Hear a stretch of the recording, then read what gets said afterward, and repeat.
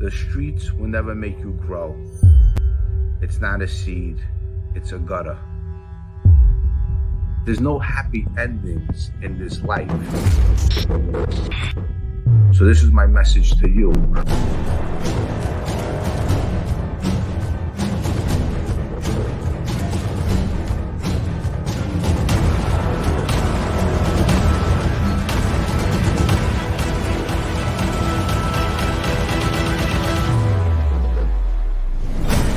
The streets will never love you back.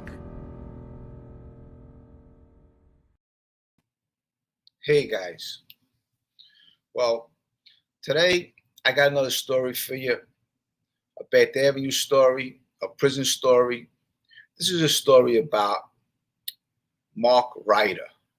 Now, Mark Ryder was a Jewish gangster that was very friendly with the Gaudis. Let me throw a picture up of Mark Ryder. Mark Ryder is the tall guy with a lot of hair. As you see, he's there with Gene Gotti. Gene Gotti is a wise guy with the Gambino people. His brother John ends up being the boss. And Mark Ryder was a serious guy. He ends up getting a life bid for selling heroin. He was one of the biggest heroin dealers back in the day, Mark Ryder. And Mark Ryder was a serious guy, involved in a lot of murders. I mean, there's articles about him being involved in like 7 murders, this guy. And he was a very serious guy, big with the Babanya, made tons of money. His son, Greg Ryder, followed in his footsteps. He was also a drug dealer. Now, selling drugs, you made a lot of money back in the day, even today. Selling Babanya, heroin, selling cocaine, selling pot, you can make tons of money. And a lot of wise guys became rich off it. And Tommy Karate was big with selling drugs and robbing drug dealers. Billy Bright was from my neighborhood. He was a serious guy, did some prison time, was involved in killing Arthur Bop. And, these guys, they would meet you for some kind of drug deal and they would kill you. And that's just how business was back in the street, back in the day. And it goes for Mark Ryder too. Mark Ryder was a mad dog killer. In this photo, he's with Tony Roach. I don't know who the other guy is that's his back towards me. But as you see, there's photos. The feds are taking photos of them. And these guys were serious guys back then. These are guys that you did not want to fuck with. You did not want to cross. When they did business with you, everything was strict. You had the money, you had the dope, and they were legitimate fucking killers. They kill you in a fucking minute. And Tommy Karate and Billy Bright were also crazy motherfuckers too. So this story is about Mark Ryder's son, Greg. Mark Ryder's son, Greg, was a young kid, Billy Bright's age, doing business with Billy Bright. He meets Billy Bright and Tommy Karate one day. They did some business before, and all of a sudden, the deal goes bad. There's some words, and they go to meet Greg Ryder again. And when they meet him, Tommy Karate and Billy Bright kill Mark Ryder's son, Greg Ryder. Mark Ryder was a killer himself. When they kill Greg Ryder, Mark Ryder is doing life in prison. And he has tons of money. So, when you're in that life, you never think that anything's going to catch up to you. Billy Bright and Tommy Karate at this time is running in the streets. They ain't worried about nobody. Tommy Karate is a wise guy with the Bonanno people. Billy Bright's his sidekick. He's involved in a couple murders. But Tommy Karate is a wise guy. So in that life, you can't touch him. because he's a made guy with the Bonanno. So he has the Bonanno family behind him. Billy Bright is just an Irish guy, and he could get touched sooner or later. They'll get to him.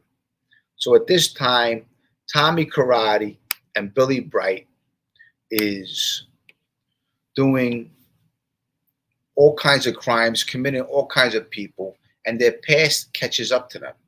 They get pinched. The feds pinch them. They get indicted. Billy Bright takes a plea deal for 20-something years. He figures, you know what, 20-something years for me, I could do. And he gets sentenced and he goes away to prison. Tommy Karate goes to trial. He gets a life sentence and he'll be okay. He don't have to worry about being murdered because he's got the family behind him. He's got the Bonanno crime family behind him. So he'll be okay. He's a made man. So he'll get respect. But Billy Bright is not a made man. So Billy Bright is in trouble. So when Billy Bright goes away, Mark Ryder is doing a life bid. He's doing a life bid in prison. He's got tons of money. And he finds out that Billy Bright, the prison that he's in, and he reaches out to these Aryan Brotherhood guys. These Aryan Brotherhood guys are starving. This is their life in jail. They have life in prison, these Aryan guys. One of the guys' names is Stansell. Stansell was an Aryan Brother guy, and the other guy's name, I don't know. But at this time, Billy Bright is in his routine in a USP prison, and he's walking the yard one day. Walking the yard. As he's walking the yard, he's doing some dips, some pull-ups. You know, he's working out. And these two guys are in the yard too. Mark Ryder pays them to kill Billy Bright. What they do is one guy has a knife in his hand. The other guy has a lead pipe. So they make a plan.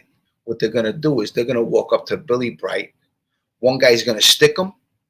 As the guy sticks him, the other guy is going to pipe Billy Bright and hit him in the head. And that's what they do. They walk up to Billy Bright. They stab him in his heart a couple of times. They stick him. The other guy hits him in the head. Bang, bang, bang. And they kill Billy Bright right there in the yard. Billy Bright's life is over. He dies in prison. He's dead. That's a retaliation murder for Mark Ryder's son, Greg Ryder. And this is what happens when you think that you're all that. And that's what happened. Billy Bright in the street, you know what? He loved God.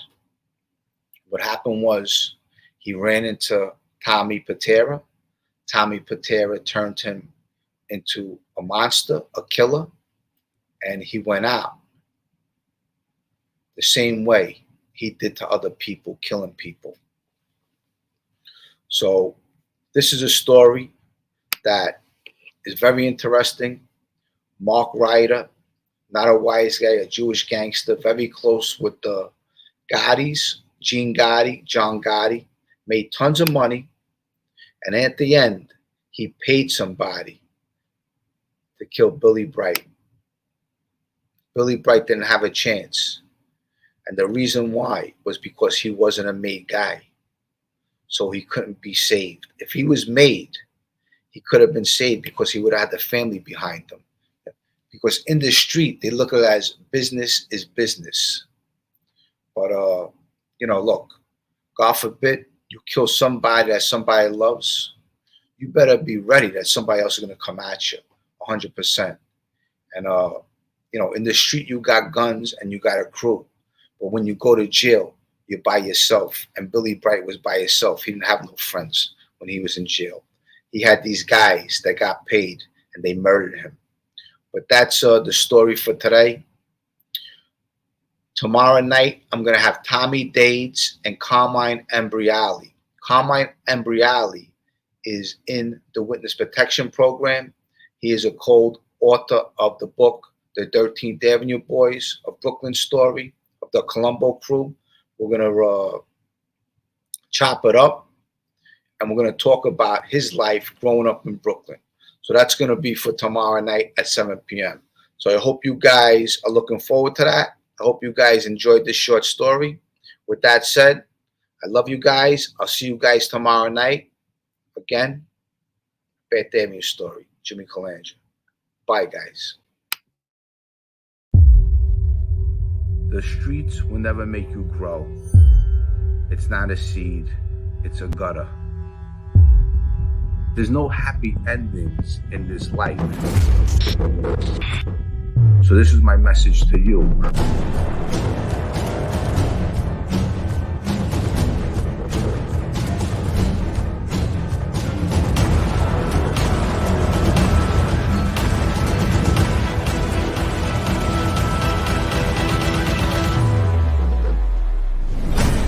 The streets will never love you back.